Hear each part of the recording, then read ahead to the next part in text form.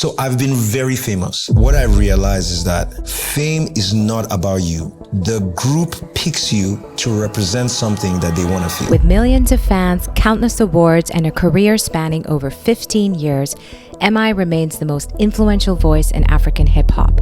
Africa rapper #1. You said, I felt like I wasn't ready for that. Yeah. What does that mean? Imposter Syndrome was the first thing that came out. Every time I'm in an opportunity, post leaving Chocolate City, it came back again like, okay, am I done? I need to go somewhere and cry. Yeah. But beyond the bars, he's shaping the future and building TASCK, a groundbreaking platform, empowering African artists to own their stories and careers. So I just say to young artists, like, look, if you're competing in your field, like, you're in the water with sharks. Success is a liar. In my years of research, I discovered two things. So there's a gene in the brain that people call That's actually crazy. And he basically says, one of the biggest fears that anyone has about shipping, right, is how do I then silence the noise? While I was away for those 3 months, what I realized is that I'm going to go so deep on this one.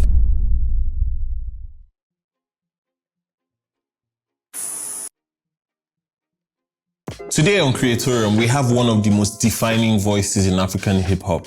A storyteller who has shaped sound, shifted culture, and stayed standing through every wave that tried to hit him. But today, we're here to talk about more than just the music. We're talking about the man behind it, the builder, the thinker, the human who has learned to navigate fame, silence, pressure, and purpose all at the same time. This conversation is about passion, grounding your purpose, mental health, and building with longevity in mind. If you've ever wondered what it takes to not just become great, but stay great while also staying you, this one is for you. Let's get into it. MI, Mr. Incredible. It's such a pleasure to have you here. Welcome to the show. I mean, first of all, you should warn people before they come here that this is so amazing what you built here, because my mind is still recovering from being blown away, but thank you. I love it. I love it. High praise coming from you. It is. No, it is. no, I mean, because your are, standards are high. This is high. You know what I mean? This is high, but it's such a pleasure. Yeah, it's great. It's great to have you. Me. And wanted to just kind of dive in. Okay, so I wanted to start off by just asking you, like, what is something that the public will never fully understand about being MI? Yeah, I think the public will never fully understand how I could have saved Arsenal and the Nigerian Super Eagles. Okay, we need to unpack that. Playing as the defensive midfielder. You know, I think the whole world has been robbed of a star athlete, a genius on the football field, really. And I just did that sacrifice to come and do music, you know. Wow. So people are never going to know that, but Did you? Did you like? Tongue in cheek. In my head, I'm a star footballer, you know. But I'm very chill. I think that's it. I'm very, very chill. A real answer. I'm very chill. I think like the MI persona had a lot of like boldness and, you know, like aggression. And I think people expect that from me when they meet me sometimes, but I'm super chill. I'm very introverted, you know. Yeah. That's interesting. That's hard to believe. Like, do you ever have times when you express that to people and they're like, there's no way you're introverted? I don't believe it. All the time. Like, in fact, there's friends of mine that I tell I'm a shy person and they're like, you know, after a while, my wife was like, okay, yeah, he actually is really shy, you know? But I feel like as a creator, you have to build, like, if you want to follow your dreams, you have to build, I want to say coping mechanism, but not in the negative way. I think MI is part of that. It's like really bold, really like big dreams, really big vision, you know, that helps really shy Jude, you know, navigate the world. But I think that's my core. I can be at home all day. Like yesterday, I was cleaning my office, you know, which in a way it helps me like work through when I have big problems, but I'll just be at home and clean my office the whole day. That's a great day for me, you know, think and clean. Yeah. That makes sense. You raise a really good point because, you know, I often say that we practice introversion and we practice extroversion. We're not introverted or extroverted. And the reason why I say that is because when you use the ED, right? I'm introverted, I'm extroverted, right? You build an identity around that, and that becomes something that you then start to express. Now, when you say I practice introversion, right, it means that it's something that has the ability to evolve over time. So you can practice extroversion as a way of integrating into the work that you do, or, society, your community. Adora, you can't drop heavy concepts like this on me so early in the show. What? You know what I mean? Wow. So I feel like as creatives, it's really important for us to reframe that for ourselves, because otherwise then you find a lot of creators who say I'm introverted, and then they build around that. And then when they have situations that require them to practice extroversion, they struggle because they say I'm not extroverted. Yeah. But I say I practice introversion when I want to, and then I practice extroversion when I need love to. that. And that's the multidimensional parts of us. Yeah. I love that, because you're right. Like, there are certain contexts within which I'm extremely, what people would call extroverted, When someone shares something, a new idea with me, I always want to work on the model, but that's a powerful idea. I really like that. And I think, you have to work on both. Yeah. When I'm creating, I like to say that I'm trying to reduce anxiety completely. Yeah. So when that's tough. For who? For yourself? For myself. Okay. I work a lot now on the company I'm building. So when I go to record, like the first 3 days, I'm still left a right brain, So when I start coming up with ideas like, but Burna's doing this. Oh, but this person's doing this. Like all these anxious thoughts in your head. What if they don't like this? Blah, blah, blah. Yeah. And I need to stay as calm as I can till it's completely safe. There's no danger. And then the little kid can come out. Yeah. And that's the source of creativity. It's like, let's try this, let's try this, let's try this, let's try this, say this, and just bounce around the room and let it come out. So that's one side, which maybe I would say is like my introverted, side. What you're saying is the practice of introversion. But I literally broke into the industry by walking on stage supremely confident. I mean, young Emma, I used to walk on stage with just like the swagger and arrogance of... We know that. Yeah. And people really resonated with that. Like, I'd have this slow walk. I just walk out with my shades on and just be like, and I practice that too as well, and that's very so I agree with that. I think that's a powerful framework. Speaking of creativity, what's your earliest memory of perceiving yourself as a creative person? Ooh, that's a good question. I have a first memory. It's just listening to my mother sing and knowing that this thing I'm listening to has so much to it. Like, I would listen to music and I'd be like, wow, that note relates to the other note. And it feels so powerful, and and my mom has a beautiful voice. So I think early on, maybe 4 years, 5 years, music just connected with me, and I had that feeling. I knew I could do this. I wanted to participate. But, you sort of think this is a hobby, and then maybe when I was in secondary school, when I started doing it with other people, was the time where I was like, oh, okay, I'm good at this. I'm actually creative, and I can see people, respond to it. So maybe around when I was 13. So between like 4 and 13, I was living in the world of being a creative, but it was just play. It was just like, this is fun, around 13, I was like, okay, I'm good at this. I can actually put a song together. I can actually organize a choir. I can hear the parts. I can, do that stuff. So, do you find yourself being someone who creates from spontaneity or from intention or emotions? Or is it a mix of all three? Yeah, all three. All three. How does that work for you? Like, look, I'll even use songs that people that are watching may know. Like, if you're a fan of MI, I'm going to use different songs. So, like, I was just talking about African Rapper number one. African Rapper number one is very, intentional from the beginning. It's like, okay, I want to make a song that draws on high life, which I really love. I make the beat. It's not like I was feeling it. You made the beat. Yeah. It's not like I was feeling it. You just dropped it so. Like it was nothing. Yeah. So I made the beat. Then Ice Prince, we're doing like a brainstorming session. Ice Prince comes up with this line, African Rapper number one.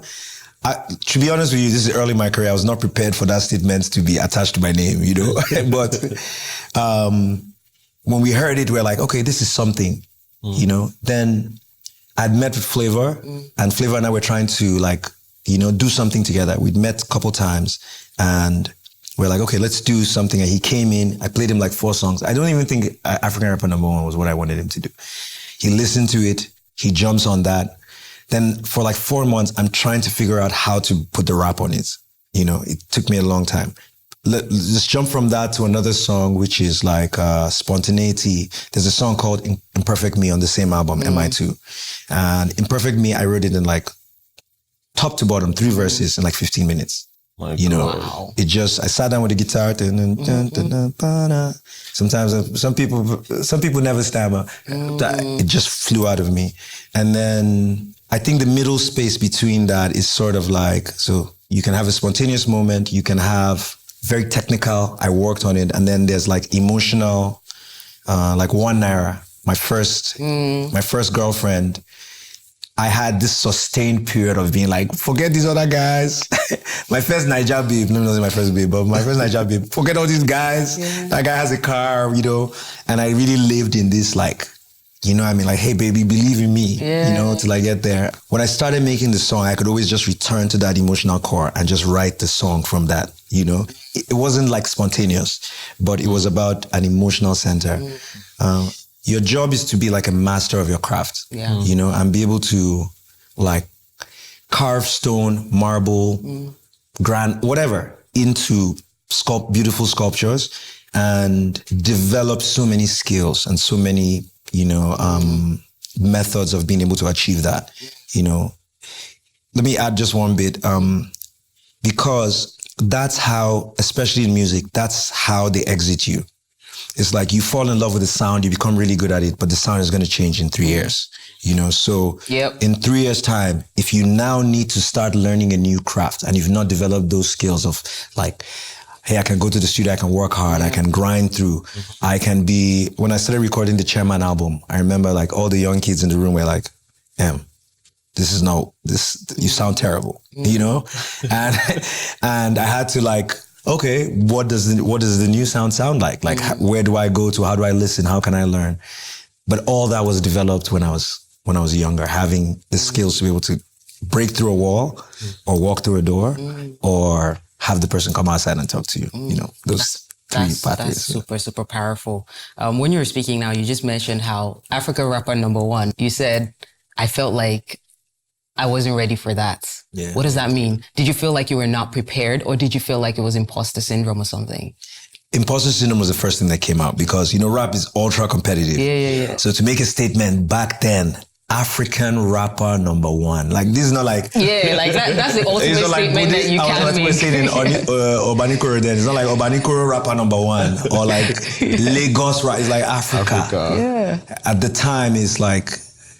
There were so many great MCs, you know, AKA Rest of Soul, Double HP, Pro Kid in SA, Sarkodie was emerging in Ghana, you know, even in the Nigeria space, you had like Rugged and Mode 9 who were like these 2 legendary MCs, you know. I don't think any of us coming into the game that time thought anybody would ever eclipse Mode 9 because of just how good he was. And then NATO, Soskid, Ikechukwu, everywhere you look is like dope MCs, and Icebreeze is like, no, you're #1, you know? And then also, it took me a long time, like, that song was really a breakthrough song because I had to, like, when I started making the album, I was like, I want to make hip-hop that Nigerians, like, before MI2, this is my belief, that before that album, MI2, rap was something where your parents were like, you're a drug dealer or you're a gangster. Yeah. And it affected me every time I'd go do a show. It's like, even if they really like my music, they're like, but you're a rapper. You know, it's like, we have to put you in the hardcore section. It's like, oh, you want to do like a big event for bank EDs, but you're a rapper. So this is not your thing. And I was like, oh, to cross the bridge, we need to make rap music that my goal was like everybody's grandparent would know 1 or 2 songs, you know? So, but when I came to African Rapper #1, it was just so out of the box. like there's almost nothing in the music foundationally that's hip hop. You know, we put some 808s in a little bit later, but it's really high life. It's like, in fact, E. Kelly, a great producer, E. Kelly came and was like, you're playing the cowbell, you know, that that sound. So he was like, yeah, that's not how the Igbos play it. And he changed it for me to the right rhythm. So it's completely like, and I was like, man, I wonder how the hip hop community will accept this, because, you know, but so both those things, the imposter syndrome and like, it was just so new and scary, you know, at the time for me. Yeah, I mean, I feel like it was prophecy, because it was literally a case of jump off the cliff, build the wings when you're going down. And I think more creators need to learn that, right? It's sometimes when we think about our thoughts and our words as being really powerful, right? Descriptions of who it is that we are and who it is that we believe that we are internally. So you saw it before you said it. You were scared, but you said it in spite of being scared. Exactly. And the moment that you said it, it went out into the world. That energy with which you said it went out into the world. Yeah. So I feel like it wasn't just about the music. Yeah. So you keep talking about the sound, and it was that. But the fact that you said, you know what, I am this person. People felt that. Yeah. Because that energy was there. I had to go to all these countries. I'm now performed this song. Africa rapper. All the rappers are standing on the side looking at me like this. I remember once I was in Ghana in a place called Tema, and I was performing, and there were rappers there. Yeah. And they were all looking at me like, we're like, sorry guys, go sing yours. Okay, but you backed it up. You backed it up. It wasn't just... I had to now. Because you lived up to it, Yeah. So in the moments where you don't have any of those things, emotion or just a vibe in the studio, what fuels your creativity? What fuels you to, you know, actually make something in those moments where you don't have any inspiration, but you have to make something? Yeah. This is a very good question. And I would love to maybe context set for when that happens for me.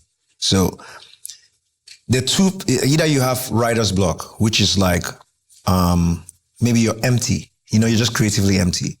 But then the other side is like high anxiety, you know, paychecks aren't coming, you know, there's some new big thing that looks like it's going to threaten the market, you know, is this the end, you know, or conflict in your team, or, you know, there's so many things, and all of a sudden you're in a place where creativity is not flowing and you need the creativity. You know, a lot of times you're on a deadline, you're on a timeline, you know, we sort of have this,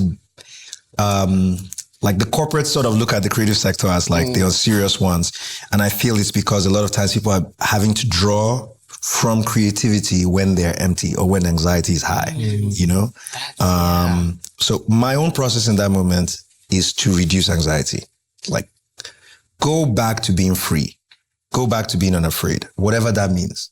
You know, sometimes, like, I've seen artists move back home. You know, I've seen people just go back to where they feel safe, so that I'm back safe again. I can feel like a child again, and then the creativity comes out. But also for me, I realized that there's another way, which is to like break through the wall. And the way I do it is that you got to show up to work every day, you know, and do the work, you know. So I liken this to going to the gym, you know, like people that are really gym heads tell you, like, it's not like we really love it, but we are doing it. And then after a while, it gives you the endorphins you need. It gives you everything. So I would just show up 8 hours. Sometimes I just sit and look at the computer and just listen, you know, but I'm here and I'm here to work, you know, and it's never failed me. Honestly, it's never failed me. By the third day, the fourth day, ideas start coming out, you know, and I have to be there to work. I have to be there. Even if it's a bad idea, I got to do it. You know, if it's an embarrassing idea, sometimes I record with my niece around, and there's one song I recorded. Jade, if you're watching this is the proof that you need, that actually I recorded that song, because I lie about it now when she tells people that. She tells people that I made the song up. I'm like, what? I would never.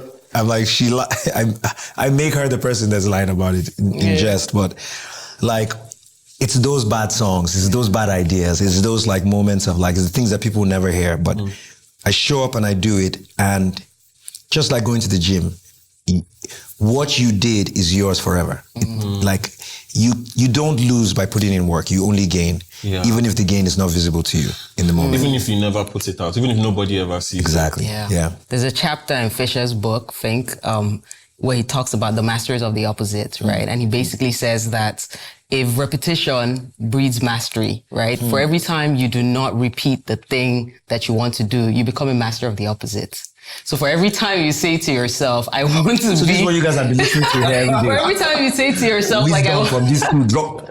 Oh, Every wow. time you say to yourself that, I want to become an artist, or I want to write, or I want to be a public speaker. And you every don't. time you don't speak, you become a master of the opposite of the person who is a public speaker. And that's the concept of the master of the opposite. So people think, I'm repeating. What are you repeating? Yeah. Jeez, that's so powerful. Yeah. Hey there. I'll let you get back to your video in a bit. You're enjoying this because of what we've poured into it. But behind every video is a crew, a set, and a whole lot of passion. And of course, you. So when you subscribe, you're making all of this possible. Your subscription powers the creators, the ideas, the energy, so we can keep adding value to your world. So please hit the subscribe button now. Let's keep building all of this together.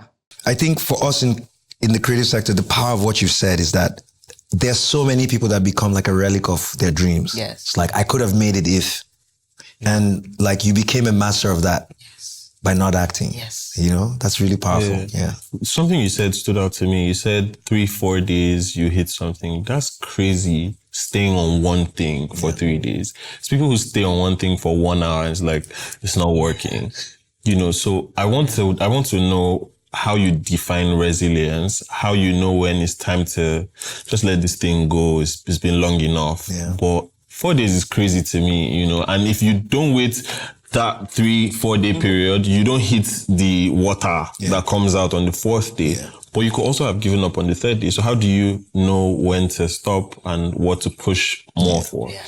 That's a good question because the truth is I don't know, right? I have 2 projects. There's a project called Illegal Music 3 for like real hardcore MI fans, and another one called The Live Report. So The Live Report, we did it during the pandemic. Someone tweeted at me and was like, oh, I want you to make a song with AQ. We did it in 4 days. Beats, recording, mixing, everything. We're ready in 4 days. Illegal Music 3, I told the fans I'm going to put it out. I think it was February. It might have been March. I was like, I'm going to put it out in March. But on like the 21st of March, I hadn't started. I just had some ideas. So I remember I was traveling to South Africa and me and an engineer sat down and 3 days done, right? Now I have this album I'm working on, The Wolf, that's taking me 2+ years, right? And the thing is like in every different project, I have no clue. Yeah. I have no clue. I have no clue when I'm going to be satisfied as an artist, when my team is going to be satisfied, when distributors are going to be happy, and we have a finished project. So like now with The Wolf, I feel I'm done, but in trying to get the project out into commercial pipelines, people are giving me feedback and I may adjust certain things. But back to what you were saying about the 3 days, the 4 days, it's like, that's one of the skills I would say, like when I talk to young artists, I tell them like, look, you're in the water with sharks. You know what I mean? Like the last time I looked at Wizkid's phone and he showed me the music that he records, it felt like there were 1,000 songs. Like there were so many big collaborations that he didn't, like, David, Burna, like they're relentless.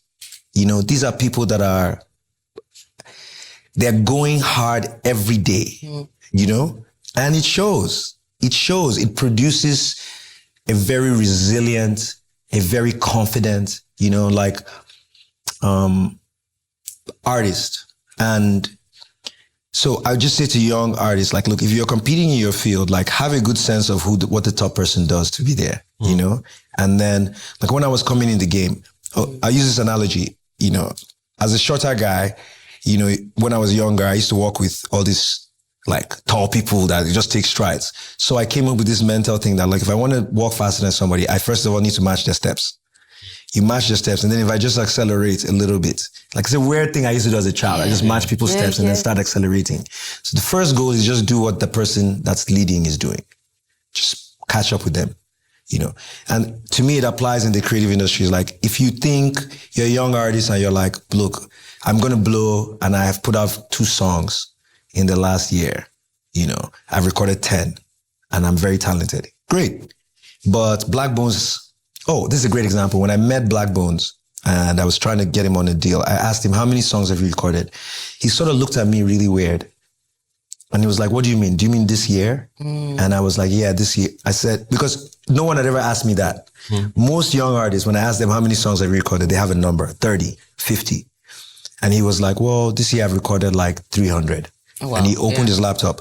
To be honest, we were not even drawn to the music at the time. Just the work ethic. It's just like, this guy will not lose. Yeah. He's not going to lose, you know? And so Black Bones is out there. Odumodu is out there. Yeah. Like, as a young artist, you're not going to beat them by just being more talented. Yeah. You know what I mean? You can replicate that success over and over again. You have to know, like, they're sharks, they're masters in the water, you know? Like, you don't have to be the best, you don't have to be the biggest as a creator, you know? But for whatever your dream is, if you can identify someone that's there and you're not able to understand what their process is and you're not producing something that's like at least comparative, you know, then I don't know. And for me, like, I feel like the music industry is very lucky in a way, in terms of the competitive way, because I spend most of my time working on other things, working on building a label. Because if I was to work on music, you know what I mean? Like, I'm relentless. I'll be in the studio, you know what I mean? Now I'm building TASCK, right? And the thing I say to myself every day when I wake up is like, it doesn't matter how smart I am, how good my idea is. If I work 4 hours today and somebody else who's trying to compete with me works 12 hours a day, by the end of the week, that person's going to be way ahead of me, you know? So even if you're more talented than they no matter how, the person is just going to get there by being relentless, you know? So I have that at the back of my mind always. It's like, if you want it, okay. The talent isn't enough. Yeah, you're not the only person that wants it, you know? Yeah. So, that's actually crazy to me, to just think that there can be somebody who's incredibly creative, incredibly talented, and then there's another person who takes up space just because of how many times they have shown up. Yeah. And you've shown up so many times over the past couple of years. When Talk About It came out, I think I was in SS1 or SS2. Tell everybody your age, yeah. Wow. I'll tell everybody my age. And it's crazy that I'm here having this conversation with you, because over all these years, you've been around, you're relevant, you've gone from being an artist to an entrepreneur to just being someone who's inspiring and enabling, empowering creators and creative people. So it's an amazing journey you've had. So I want to know, how have you found a way to be relevant across industries, across different creative speeds? You know, you've had projects that you worked on in 3 days. You've had projects that took 3 years. How have you stayed relevant across all of these? Yeah. I think this is a great time for me to talk about my new project as well. Yeah. So sure. my new project, actually, I like how you had to adjust your settings to talk about it. Yeah. No, my new project, I did adjust. I was like, I'm about to drop it on you. Drop it. No. But my new project is called The Wolf. Yeah. The Wolf is an acronym for, to humans everywhere, whatever occurs, look forward. And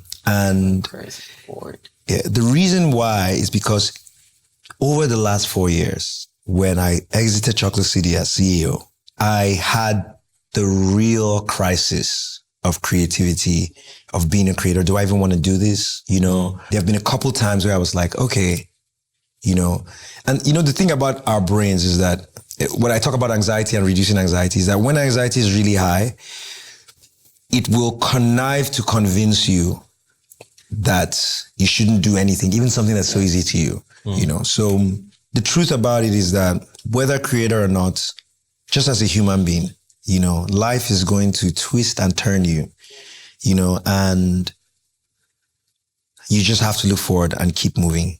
You know, I feel like in Nigeria, we have a culture that gives a very big excuse. You know, everybody grew up with an uncle that was like, I would have made it if, you know, blah, blah, blah, blah, blah, or they connived against me, you know, and then there's sort of like a communal, I remember the time that we were all like on soft life, like a communal acceptance that, I know if you stress myself, there's no reason to really hustle, nothing's going to happen. And I disagree with both those completely. I feel as if you're on Earth and you have a really short time, very short time. And when you're gone, you're not coming back.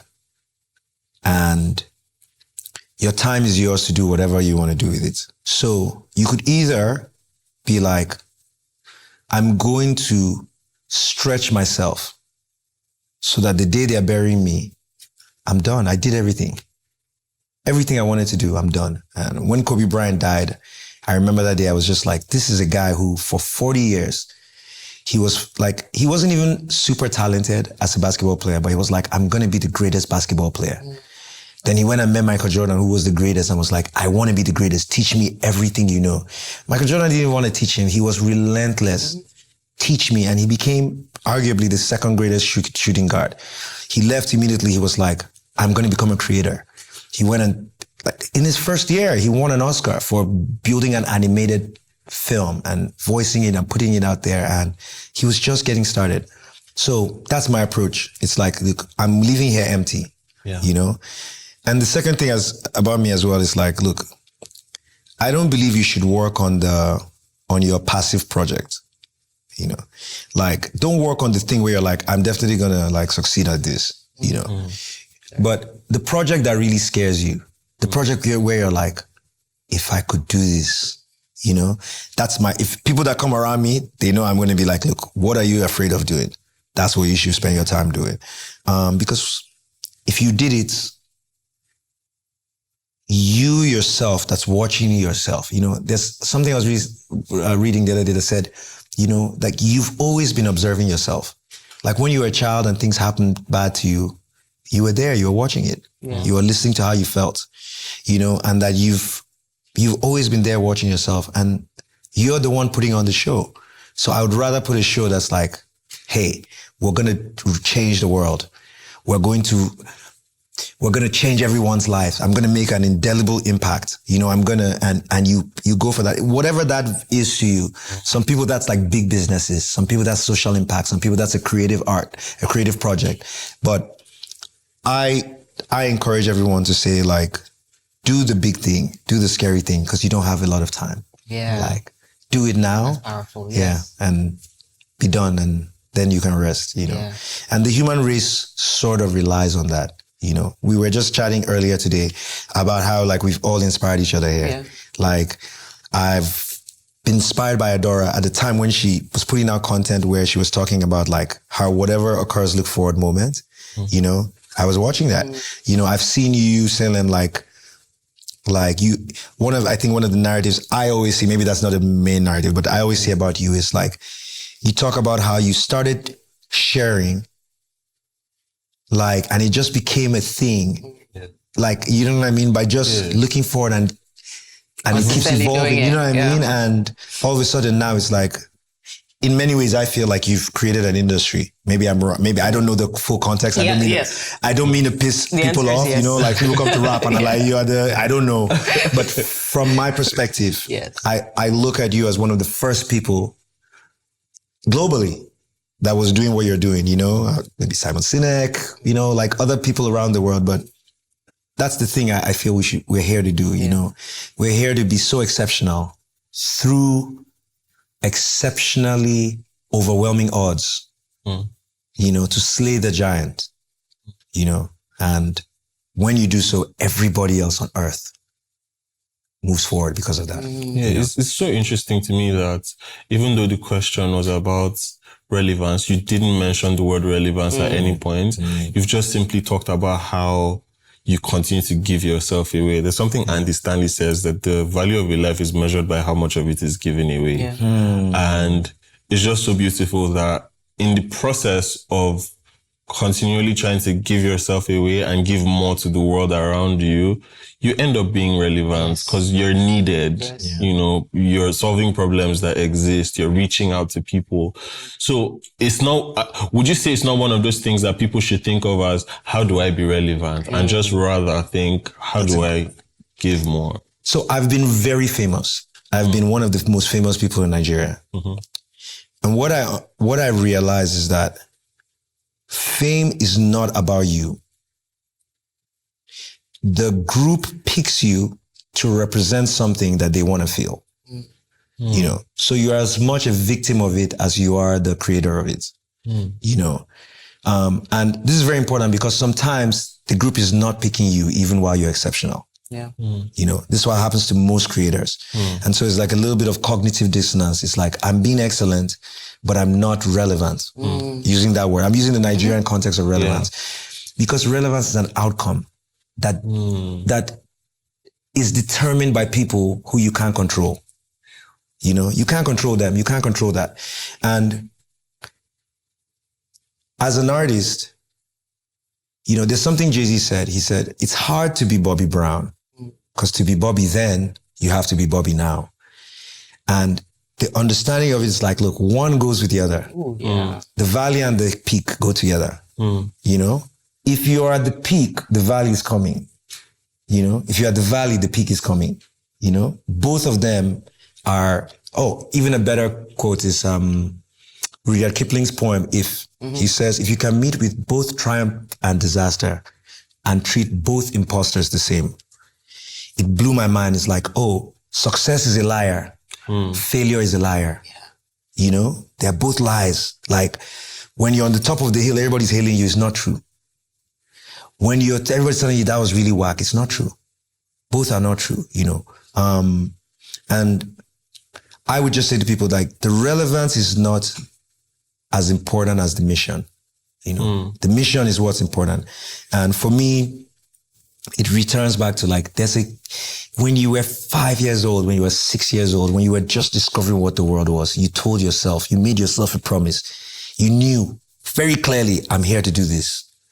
See, then you started going to school. People were like, but that guy's smarter than you.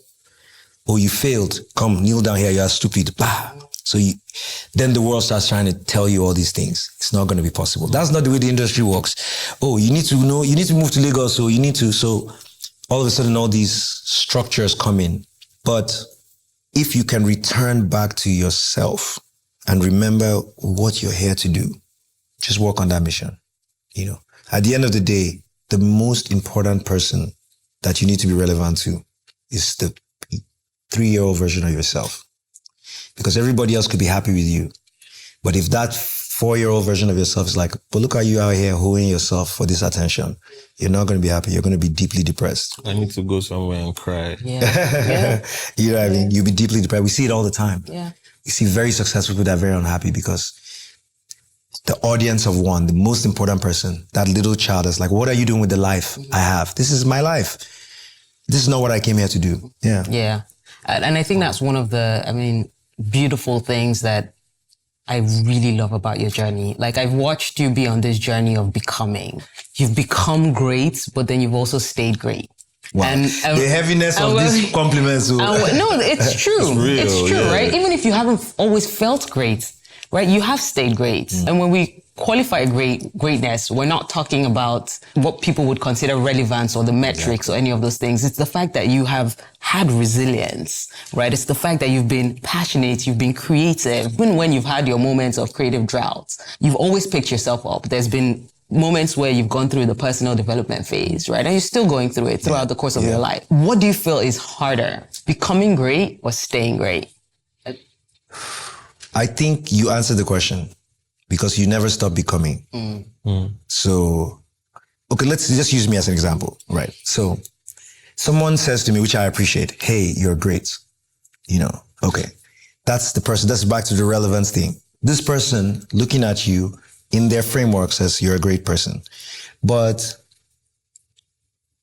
there's still yourself. And yourself always, I feel, always has something like, well, you could do this. you know, so that process never ends.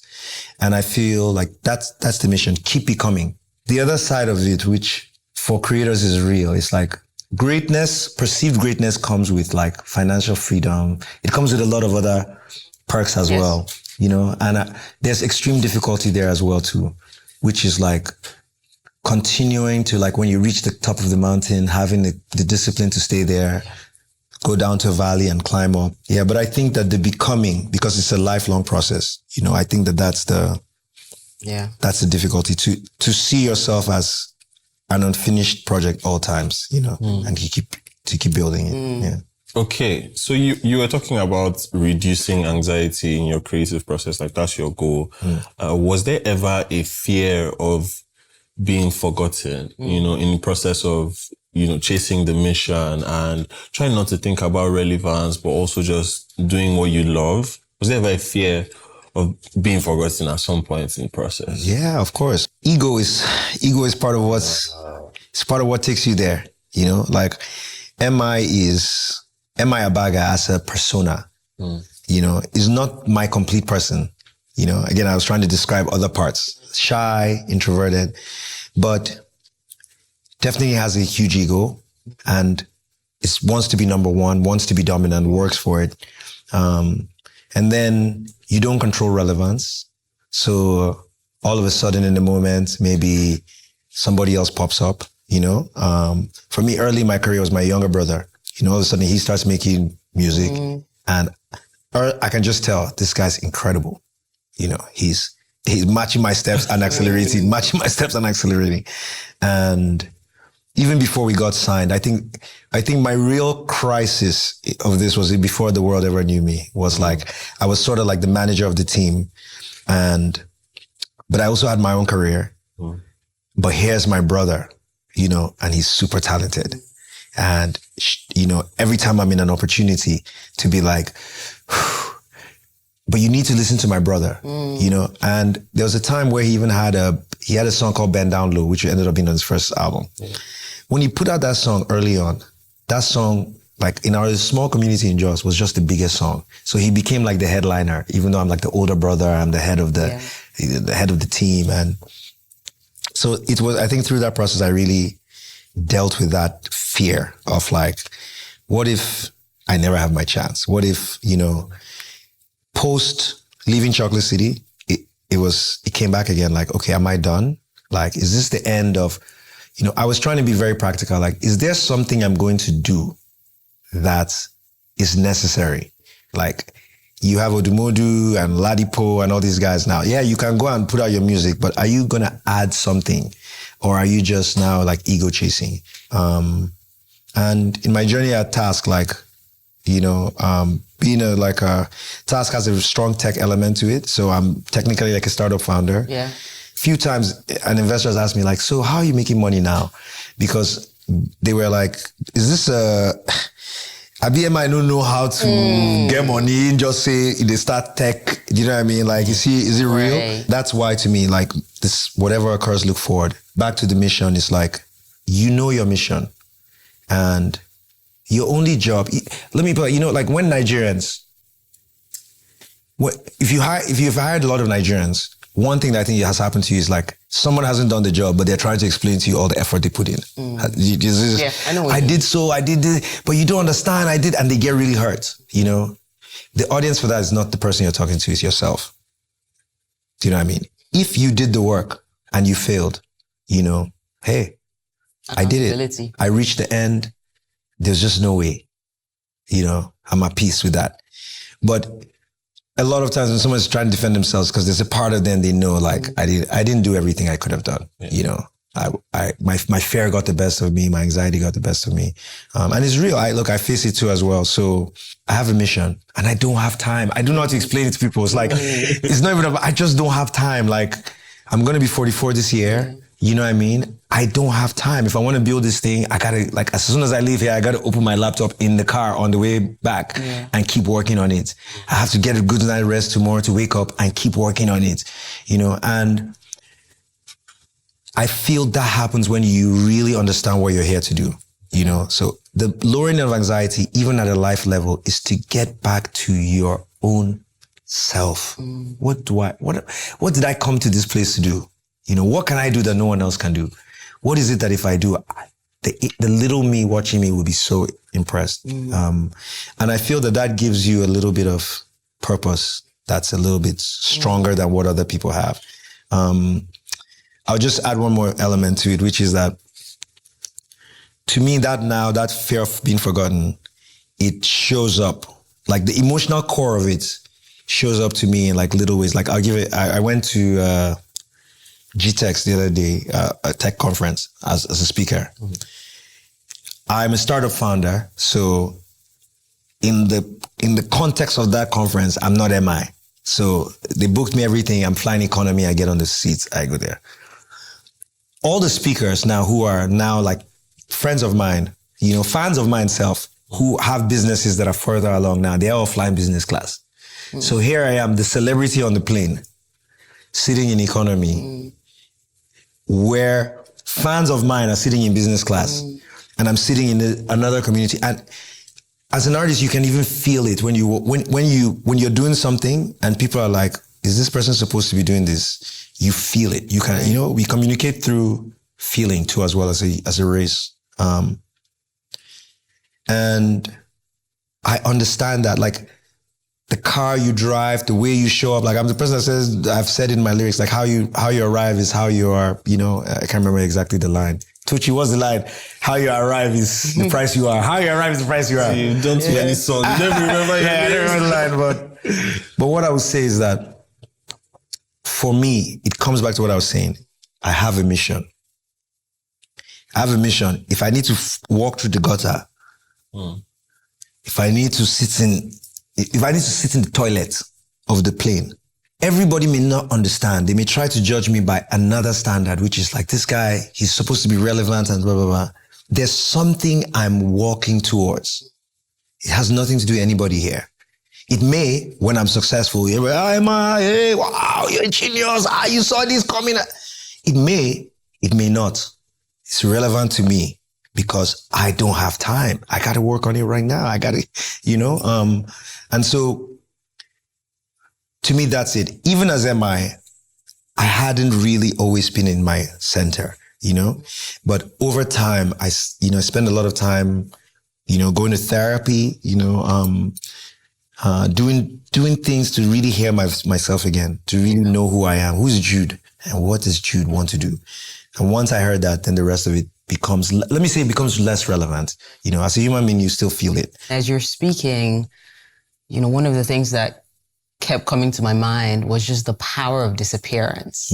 Because I'm watching you, I'm listening to you attentively, and I can just see how much growth that you experienced. Like you've done the work, and you didn't necessarily do the work because something necessarily forced you to do the work. You did the work because you were in a place where you said, you know, I'm intentionally going to do this. And it could be a mix of both. There's the part where certain things didn't necessarily happen the way that you wanted them to happen. And then it forced you to stop and pause.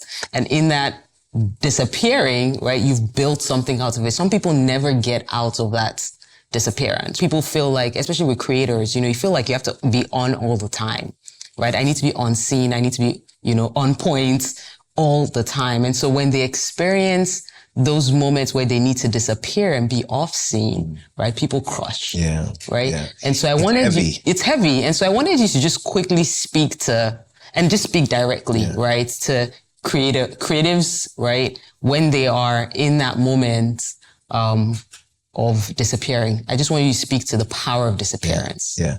I mean, look, honestly, for all my creators out there, there are many ways I could talk about this technically, but what I want to say to you is don't give up. The person that doesn't give up wins. It's so simple. Keep going. Don't give up. Wake up tomorrow, do it again. When I was in the crisis of confidence for my career, I remember one day I saw a news article where Tiwa Savage had signed to Lucian Grange. Now, Lucian Grange, for all the creators that are paying attention, Lucian Grange is the person at the center of the Kendrick Lamar and Drake beef. He's the principal at UMG. And he's basically generally regarded as the top person in global music. For a 41-year-old pop star to sign to UMG, sometimes in the music business, we don't understand the significance. This is not something that American female pop stars are doing. Brandy is not getting that deal. Monica is not getting that deal. It doesn't happen. You don't get signed in your 40s. Tiwa Savage did it. Tiwa Savage did it after she'd had a child, after she'd been divorced, after the industry had basically written her off, actually after she'd had this public shame where in the crisis with her husband and everything that was going on about it, like everything had basically just gone wrong.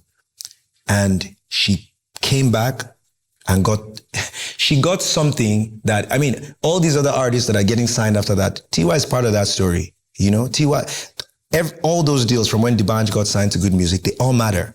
They all matter in the story, So when I saw that, I remember that the major thing that I was worried about at the time was I was much bigger at the time. And I hated getting styled for videos. I just hated it because I'm big, but I'm also short. So people come and give me these shirts and then they're trying to figure it out. There's anxiety with the wardrobe person. They're feeling like, I can't really say anything, but and I remember when I was like, okay, there is something, Jude, that you need to do for the industry. There's still something you can give. I remember I was like, yeah, but I'm probably not going to be able to achieve it if I don't cut down my weight, So I was like, how do I do it? And I started running.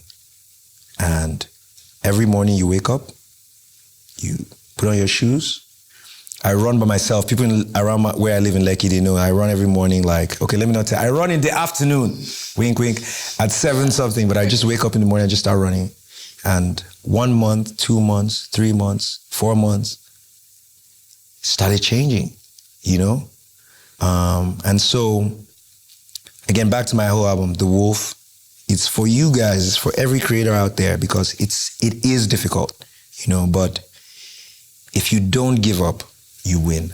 If you don't give up, you win. Everybody and everything could be telling you it's not going to work out, but don't give up. Believe in yourself. You got this. Even I'm not going to give up now. Yeah. Honestly. Yeah. So I was wondering, at what point did you start to know that your message, your music, the work you were doing in different areas was shifting culture? Shifting culture? To be honest, I'm very humble about that time because we were all like little pieces of something that was happening, something that was happening that's bigger than us. Yes, we all played a role, but that moment MI doesn't happen without Mode 9 and Rugged Man and Two-Face, which doesn't happen without Keke and D1, which doesn't happen without the ecosystem. You know what I mean? And that's really my perspective. I really look at the whole industry, and Efeo Morigbe and Ayonima Shaun and all these pieces that were coming together at different, that create a spot that you can fit into. So in terms of shifting culture, I felt like, I was given the opportunity to be part of a culture shift, that's larger than me. That's a great response. And I love that you acknowledge the ecosystem because that's a huge part of what we advocate for. Yeah. Just the fact that, I often say that we're a talent economy. We're really not a creative economy yet. Yeah. We have the potential to become a creative economy, but we're a very talent-driven economy. So we're not investing enough in the actual ecosystem. We don't even tell stories about the ecosystem. Yeah. When I think about America, for example, right? You're driving through Tennessee and you see these amazing, massive mansions. And when you start asking who lives in those mansions, they'll tell you some country songwriter's name that you've never heard of. Never. Right? Then you check the next mansion, it's like some illustrator, right? Who illustrates for Disney or something like that, right? And these guys, because they've built the ecosystem, right? So it's not just around the talent, and so I love the fact that you're acknowledging, that there are other people, right, who are part of this system, building. To me, one of the things, so at TASCK, we have one of our catchphrases is creatives will change Africa. We're trying to build it into like even a monthly report on the creative sector that really goes deep and shows people like, this is what Salem did from a business perspective. This is what Adora did. This is what it means. Because I really truly believe that this is so China had a great leap forward with manufacturing. Like the US had figured out manufacturing. China were like, we have a lot of people who manufacture cheaper. They are now the global manufacturing hub. Then India, tech came in America, everything was happening. India were like, we have a lot of people, we'll code, we have a lot of great math people, and we'll do the engineering work cheaper. And that became their great leap forward. And I believe that the creative industry is our opportunity for great leap forward. So what you're saying really hits home, because like everybody in this room, like the point we're talking about is like the person doing sound here, like the person, how many years have you been in the industry, sir? 10 years. Wow. 10 years. Now, there's 10 years of experience. So our hope is that over the next 15 years, you become a multi-millionaire, that you're able to take your experience and maybe like, I don't know if sound was the thing you wanted to do when you were growing up, but like maybe you're like, I wanted to build products, and now sound so well, and all the challenges in Nigeria, about gens and all that, and you're able to build sound tools, for us, and things like that. But this is our time and our opportunity. So for me, when I talk up in this space, what I'm trying to let people know is like, look, we're already better than the global talents because we created what we have, this talent economy. I love what you said, against the odds, so we are more resilient than our counterparts in the West. You're more resourceful than your counterpart in the West, because to do this, you have to deal with so many more problems that they don't have to deal with. And so in 10 years' time, if you're competing against them, you should be ahead of them because you know more, you're actually better trained, you have better resources at the gap. But hopefully we get there as an industry, and hopefully like Africa becomes as we deserve to be. Like we're a continent built on Ubuntu, built on like abundance mindset in many ways, built on like brotherhood. Like think about how fiercely diverse Nigeria is and how fiercely diverse the continent is, and the stories and the music and the culture and the food. This is our industry. This is the industry for us to dominate. It's our time. For the creators who are listening to this, I feel like there's just so many topics, right? There's so many subject matters that we can really dive into for people to benefit from if we're doing like a 15-hour show, right? For sure. Yeah, but I do want us to touch on certain aspects because I don't want us to miss this opportunity while we have you. So I want to pull us a little bit away and dive a little bit into mental health, because that's one of the struggles that I know that a lot of creatives face, right? Is they deal with all sorts of mental issues, and there's that. I won't say challenges, not issues, right? Mental health challenges, and there's this stigma, right, that comes with that. You're not allowed to speak about it. So again, as I had mentioned earlier, like you have to be on all the time, because if you're in a position of fame, we even see it on social media. People say, but you're the one that chose to become famous, right? So when someone has an outburst or they're having a moment where they want to share something that is coming from a vulnerable place, people say you don't have permission to do that because you chose that path. Everybody else has permission to do it except you, And so for you, like, what role did fame play in, your mental health journey? And how were you able to sort of navigate yourself through that? That's a good question. If you don't mind, before I come and talk about myself, I want to say something about mental health. I say this everywhere I go. I want to talk about therapy in my words, if that helps anybody here. So most people see therapy as some sort of like medical procedure where like there's someone that knows, like you go to meet a doctor, the doctor has all the information, right? And the doctor is looking at you and they're going to give you all these things. You don't know what's going on, and I think most people see therapy as sort of like that. And they think like, I'm not so comfortable, I'm okay. I don't need to go there. But therapy actually is, the way I describe it is like everybody every human being has a story. Most human beings have never been able to tell their side of the story without being interrupted, without somebody else saying, either the person, like if you're in a relationship, the person you're talking to, you say, this is my side of what happened. The person's like, no, I disagree. You know, relationships create extreme conflict sometimes in sharing your side of the story. Or people want to talk about themselves. You're telling your friend and they're like, that happened to you? Let me tell you what you should do. You know, just the act of explaining yourself, being able to go back to the moment and be like, and that's how I felt. And you know, it actually is such a gift to be able to talk through what happened to you and hear yourself say it from beginning to end. And that's all therapy is just being able to say your own side of the story on important things that have shaped your life. I encourage every artist, like, look, our office is our mental. It really is our mental. Whether you're a performer, you're a writer, you're a producer, it's in your head that you're doing the thing. When you take a picture or you're setting up a shot, the work is in your head. So mental health is critical because it literally is the health of the muscle that you're going to use. You know what I mean? It's like, imagine if footballers were like, man, physical health is some dumb-ish. Why would I care about my physical health? You know, I just have to be mentally strong, you know, and if I believe, I can go and, you know what I mean? It's sort of like what we're doing when we're like, oh, I'm going to go to the gym, I'm going to eat healthy, but I'm not going to strengthen my mind. I'm not going to give myself the opportunity to talk about how I felt or to let those feelings come to the top. You know what I mean? So, I really feel like the creative sector should be built. One of the verticals should be mental health. I think you're talking about something that's really, really critical. And then for everybody out there, I would say like, maybe I'll say one or two practical things that may help you. So one of the things is that the words you say to yourself are very important. And if you think about it, most people, you end up talking to yourself like this all day. You're like, I should do this. I can't do it because of this.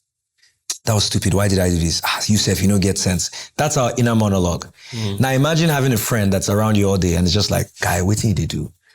What are you doing? You know, that's a lot of times how we talk to ourselves. But imagine having a friend that was like, man, you're the most handsome guy. Man, oh, look at the way you dressed. Oh, look at how you're gonna conquer this thing. So literally being intentional and changing your internal monologue to yourself and every day being like, I'm only going to speak to myself positively all day. I'm going to listen, guys, I stand in front of the mirror and I smile at myself. I talk to myself. I'm like, you're going to make it. You're going to do it. Look at you. I encourage myself, you know, I encourage myself like all the time. That's very, very important. That's practical thing number one. If that's helpful for anyone, please use that. Change the way you talk to yourself. The second thing is that confidence, which is a big part of mental health, comes from multiple failure. It seems opposites, but when you fail at something so many times, like let's use an example of a child riding a bicycle. You know, when the child starts, they're not going to be confident. Yeah. For them to become confident, they're actually going to have to go through failures. It doesn't even mean when I say failure, people think a busted knee, but it's not that. I tried it didn't. Yeah. They pushed me, I fell. Like, you got to go through all these failures. So what I tell a lot of creators is this: no longer count your successes. They're irrelevant. If you're successful, great. Count your failures. So like if a young artist comes to me, I'm like, I want you to come back to me in 3 months and tell me 50 things you failed at. You know, count 50 failures. I find that reframes how I look at the work ahead of me. Like if I think like, okay, between now and the end of the year, I need to fail 50 times.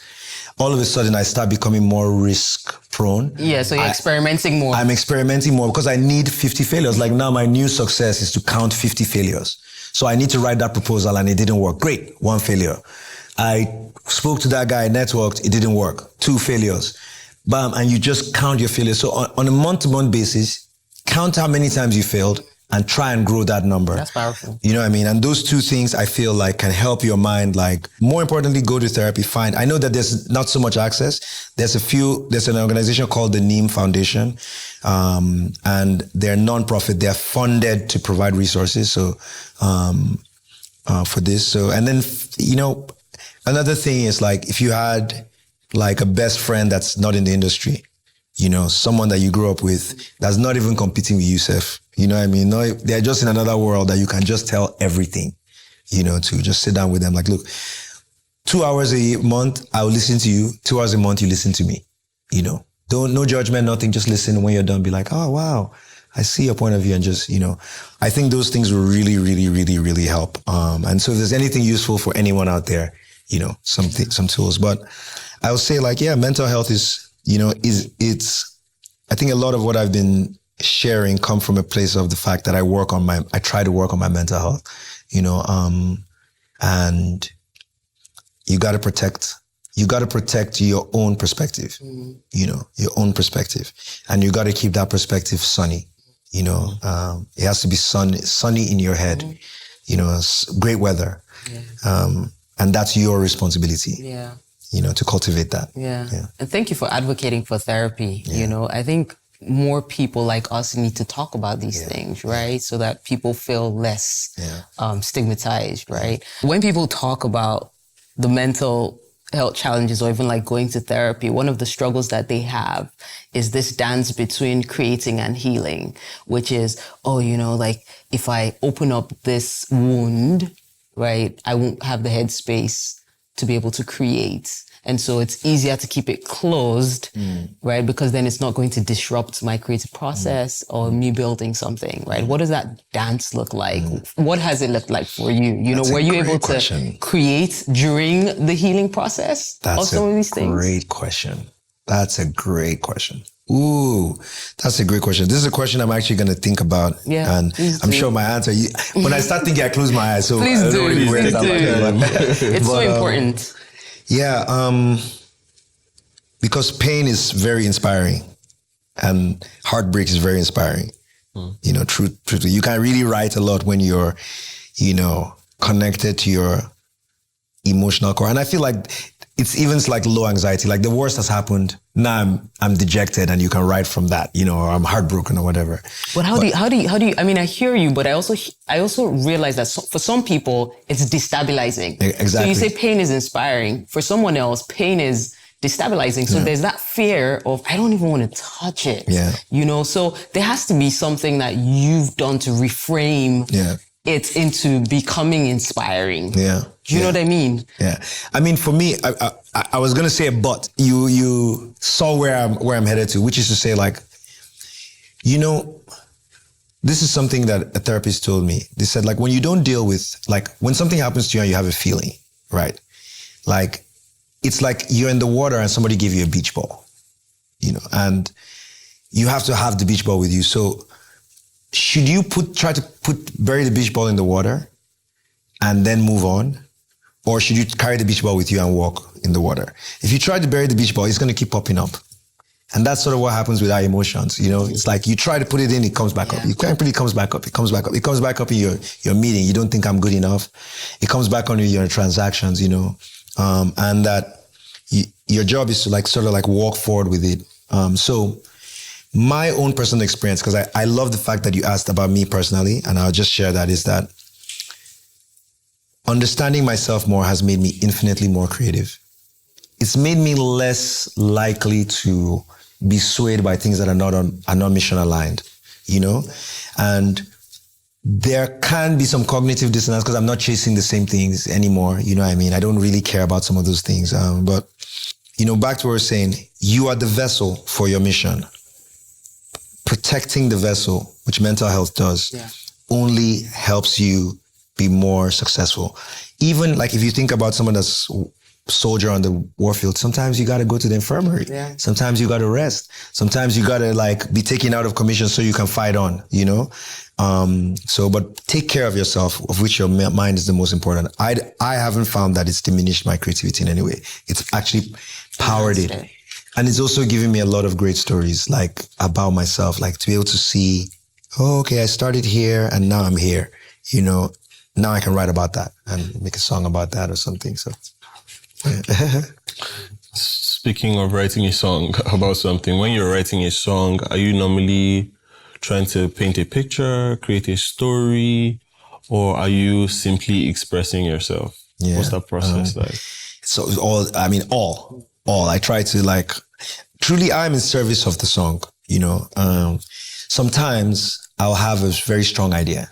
So like when I started the Chairman album, so I would just use 2 projects to make this. Yeah, go ahead. So my new album, The Wolf, is for MI fans. It's very much like an album I have called The Chairman.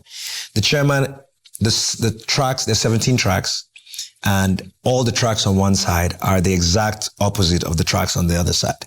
The first track is called The Beginning, the last track is called The End, and the middle track is called The Middle. So even before you dive into the music, there's a little bit of like art. You know? And then the narrative arc of the album is that I arrived Lagos as no one at the beginning, and I ended up as the chairman at the end. And both sides are the same. You know, like the first song is called Monkey, you know, people used to look at me like I was nothing. They look me like monkey. They don't know, say they look at them like banana, you know. The last song is Human Being, you know. Yeah. So now my new album, The Wolf. The new one, yeah. The Wolf is called, it has the same format, but with Chairman, I started out with the idea. Yeah. I was like, oh, I should do an album that has 2 sides because now I'm sort of in like a chairman position. It would be great to do that. The Wolf has the same format, but actually it happened in the middle of the project. You know, so when people see that, they may be like, oh, this is something the artist is repeating, but it actually was 2 different pathways.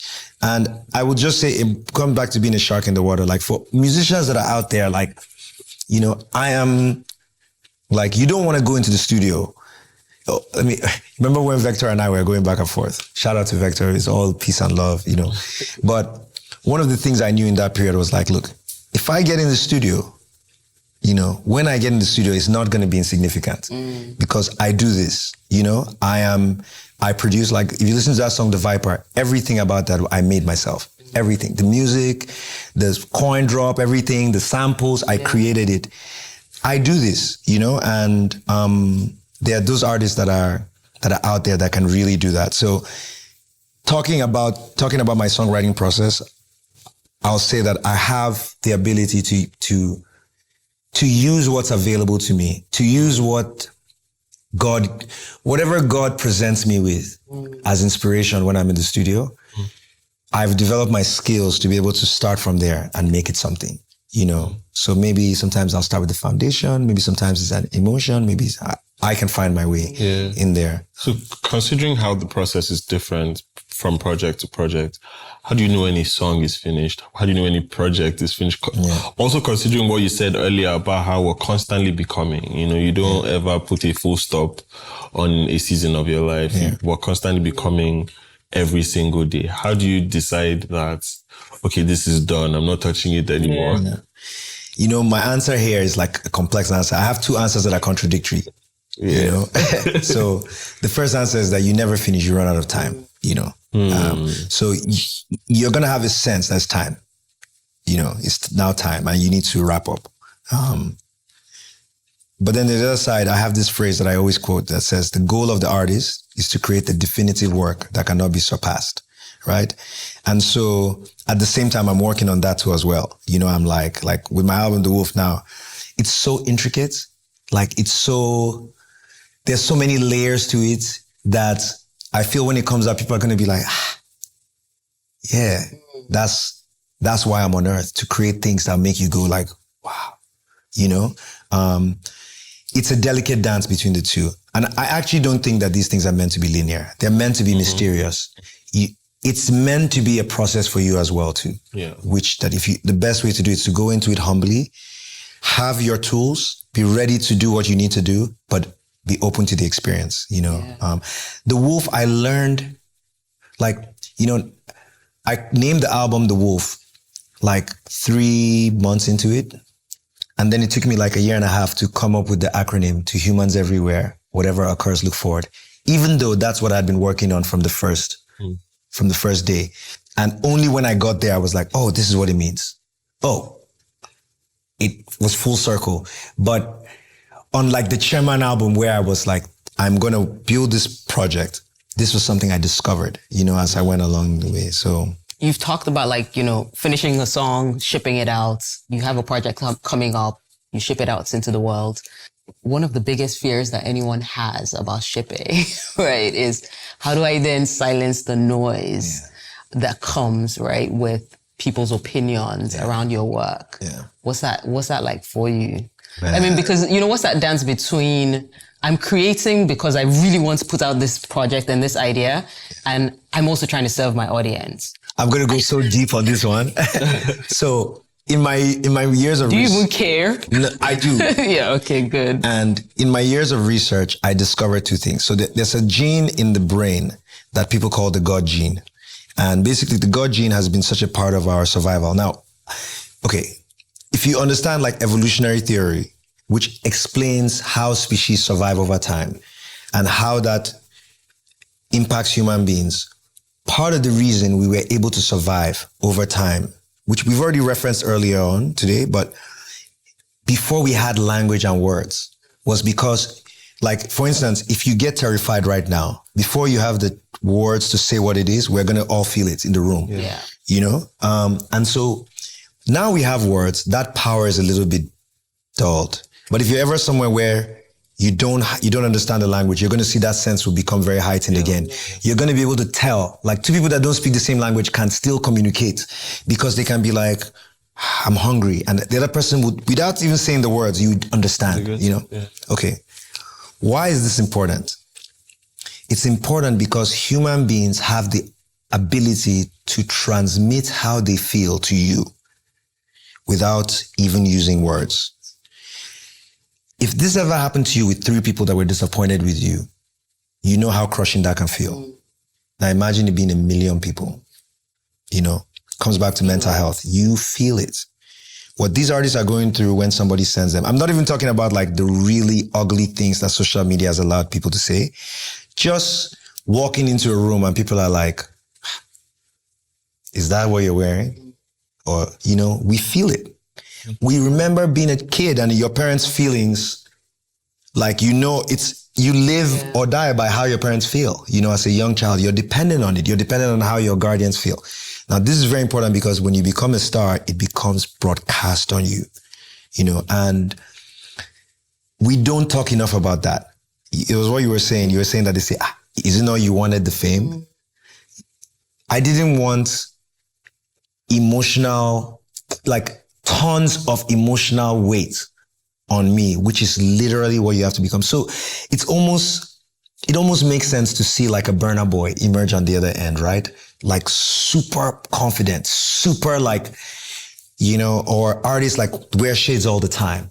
They become like a very organized picture of something that has almost no blemishes because there's a human being behind it that just has to deal with disappointing people at scale. And then it brought me also to something called the God gene, which is that in your brain, you actually,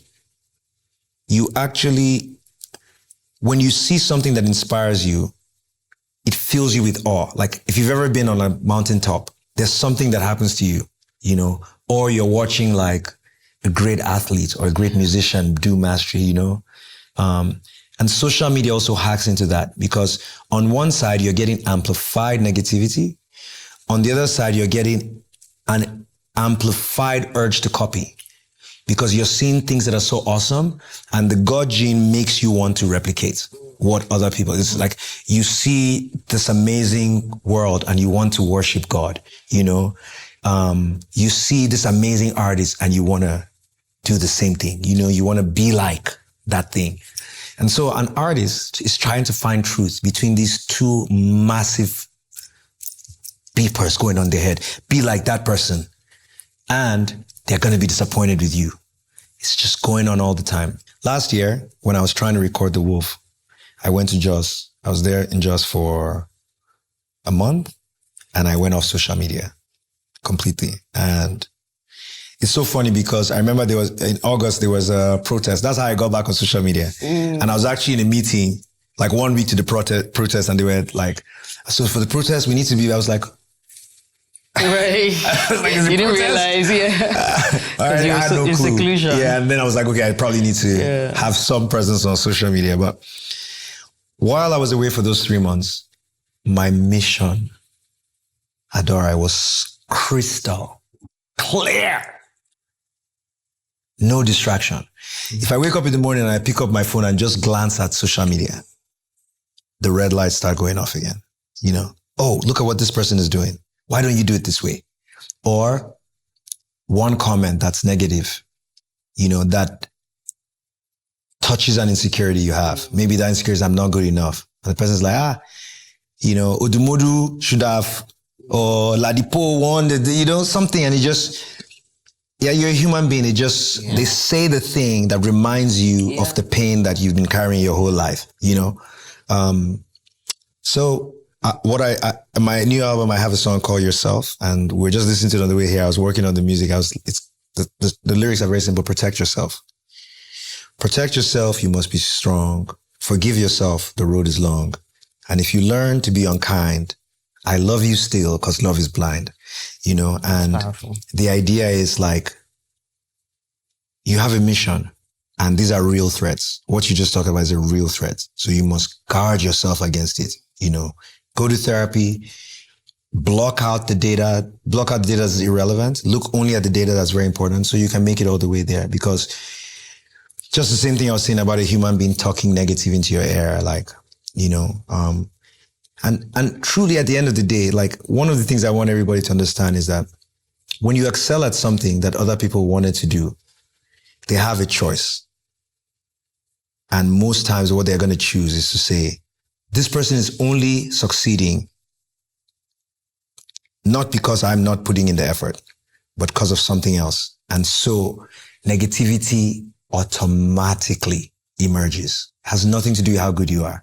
It's people's own insecurity about their lack of success when they watch you be successful. It's just going to come. So protect yourself. Take it very serious. This thing you're talking about, like, you need to have guardrails against it. You need to have a management team that can keep you accountable without exposing you to those things, you know, because like, as you said, like artists go crazy, you know, and yeah, like if every day for a year, any human being, people are just telling you, you're whack, you're whack, you're whack. Why didn't have you done this? Why haven't you? You're disappointing me. You're going to go crazy. You've gone through so many experiences, right? On this, your artist journey, on your creative journey, on your personal journey as well, to the point where you can, beyond influencing, you can actually like teach and share, right? A lot of what it is that you have learned. And I see that transition, that deliberate transition from talent, right, to builder. That's something that you're intentionally pursuing. Coming to join you on the... You've always been... We're both like... But you know that technically you've always been there. You just haven't like positioned it as a primary narrative on your story, right? And I think now we can see it more, that it's something you're intentionally positioning is, look, I'm not just a talent, I'm a builder. And I wanted you to share a bit of, you know, why, like at what point did you say, you know what, I'm inspired to actually build in the creative industry, right? And what were the problems or what did you spot that you said, you know what, I'm going to solve? Yeah. I think like, now I'm just talking about, you've asked me a question, I'm going to shamelessly plug my company I'm building, TASCK. TASCK has a mission, and really at first when I wrote the mission was like to change the world for creatives. So what do I mean? When I was a child, there were movies about nerds and geeks. They were like you make fun of them in your school. You know, any guy that wears glasses and is a smart guy, like they put you in the toilet, they do wedgies. Like it was culture. It's like you have the jocks, the guys that are going to be successful, and you have the nerds who are going to be in the IT department. And then the internet was created and laptops were created. Nobody jokes about nerds anymore because all those guys own Paystack, Flutterwave, Andela, Microsoft, Google. It's not a joke anymore. And I feel the same thing for creatives. We show up in the world And the world is like, this is how you need to learn in a very organized class setting. And we're just like, hey, you know, either we're struggling with it, we're either dyslexic, or we have, you know, creativity always has Some ADHD or some neurodivergent, you Yeah. know? And then, so by class 2, you're now not doing as well, but you're also like really an emotional person, you know, which drives your inspiration. So now people start writing a narrative around you, you know, you're either the bad boy or you're the creative one, and it sort of pushes you a little bit. And so by the end of school, you find most creators really creative people are on the fringes, you know, and then they go into the world, they dress different. People sort of look at them and it's like, oh, we are society over here and you guys are over there. Now, come back to what we're saying about like creatives changing Africa. To me, the gap between is the tools. Just the same thing that happened to the nerds. It's like, what are the tools that allowed this person do the thing they're saying that they want to do? So I'll use Salem as an example. Salem to me is a young man that understands translation. He can look at something and he can say, this is the thing I looked at, and he can explain it, you know, to people. He's a textbook. He's a living textbook, you know, which is the technology that we created in the past to be able to translate things. How powerful is that for Africa? How powerful could it be? Like, how powerful could there be the Salem AI that people of a certain age ask questions, and just because of his ability to translate is built on his thinking, and he's just able to teach people, hey, Simplify complex. here's how to think about this, you know? What would that do in Africa if people, all the kids that demographic were able to access that? You know, Adora has literally powered creative projects that are excellent in our space for years. What does that look like at scale? Is that, you know, and the difference between the two is just the tools. It's just the tools. So that's my mission. It's like, okay, I know that there's something wrong in the world, that people look at us and they misjudge us and they undervalue us. And it's just, human beings can be forgiven. They're just wrong about things all the time, you know, and they're just wrong about creatives. And our job is not to accept the world the way it is, but to adjust it so that the creators that are going to be born in the next decade come into the world like a tech person today who will have no context of what I'm talking about. They'll be like, I understand computers. I'm going to be a billionaire. And that's really my mission. That's really what powers me. That's the big thing. I love it. Yeah, the big thing for me is to be like, to know that when I'm like, those last few moments before I die, knock on wood, I'm going to be around here for a long time. Yes. Yes. Somewhere, Amen. with We me, believe that. but those last few moments, I want to be like, this is the problem I was working on. Like, we get treated unfairly, you know, all the time, but now the world is more fair because of that. And yeah, you're right. I mean, back to failure, like the amount of failure in the last 20 years of like trying to make it in this industry, you know, the amount of like pushback, the amount of times I've gone out there, podcasts or signing an artist or just like, you know, but I do want to leave it all on the floor for the people that are coming, you know, everything. I want to find a way to like leave it for everyone so that they can build on it, because it's very clear to me that I was just able to climb on what people built. You know, like I saw something with Keke the other day. I was talking with some Gen Zs and I was like, do you guys know who this guy is? Like, this guy would go to the Grammys. He was social media influencing when there was no social media influencing. Him and Dion, they would just go to the Grammys. Yes. And they would just be on the red carpet and they would broadcast it to all Nigerians. They'd be like, this is the Grammys. I don't even know how they got there. And if you know Keke, That's will, very true, yeah. Keke will like set up this camera himself, do everything himself, wear the suit, come and sit down. Then they bought Hummers. You remember they bought 2 yellow Hummers way back, and they were just like, they looked the part, they sounded the part. They signed all these artists, like Keke and D1 signed Two-Face, Sound Sultan, Marvelous Benji, Plantain. Like they've just created an industry. And then Jazzy and Banga, who were in London, and other people were like, oh, we can do this, NATO C, and everybody just came and, you know, and so that guy, I don't even know what he went through.